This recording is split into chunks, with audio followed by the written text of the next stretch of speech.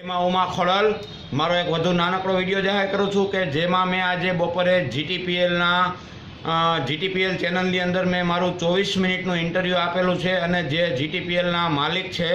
એમના જે સ્ટુડિયોવાળાની જ્યારે મેં ઇન્ટરવ્યૂ આપેલું છે તો એ લોકોએ 1 વાગે મારું લાઈવ ટેલિકાસ્ટ કરેલું છે અને એમને મને હું નીકળતા વખતે એવું કીધેલું કે ભાઈ તમારું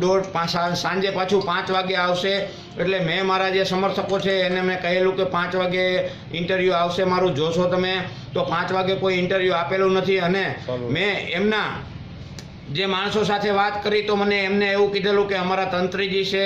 ભાઈ વિજયભાઈ અમને એવું કીધેલું કે અમારે મૂકવું હોય તો મૂકીએ તો હું સમાજની સામે અને દેશની જનતાની સામે જે સાચું લાવવા માગું છું તો મીડિયા જ છે મીડિયા આજે સાચું મૂકતી નથી તો મેં એમાં એમનો તમારા વોટ્સઅપ નંબરનો અને વોટ્સઅપમાં મારો એ વિજયભાઈ તંત્રીનો નંબર મૂકેલો છે તમે એ લોકોને ફોન કરો કે ભાઈ તમે આ ઇન્ટરવ્યૂ કેમ નથી બતાવેલું અને એનું કારણ કહી દઉં કે હાર્દિક પટેલનો માણસ જે પાસનો કન્વીનર ધાર્મિક માલવિયા છે મારી સામે સ્ટુડિયોની અંદર હાજર હતો અને એને મેં પ્રશ્નના જવાબ પૂછ્યા એટલા માટે એ આપી નથી શક્યો જેના માટે મારું ઇન્ટરવ્યૂ મૂકેલું નથી અને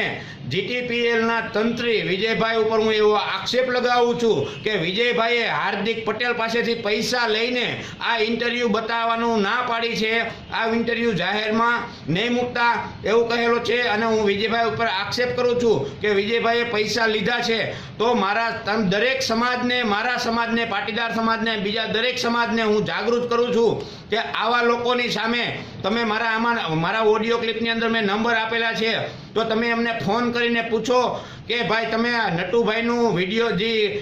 લાઈવ ટેલિકાસ્ટ છે એ ચેનલની અંદર કેમ નથી મૂકેલું બસ આટલું જ મારે કહેવું છે જય સરદાર જય પાટીદાર જય મા ઉમા ખોડલ।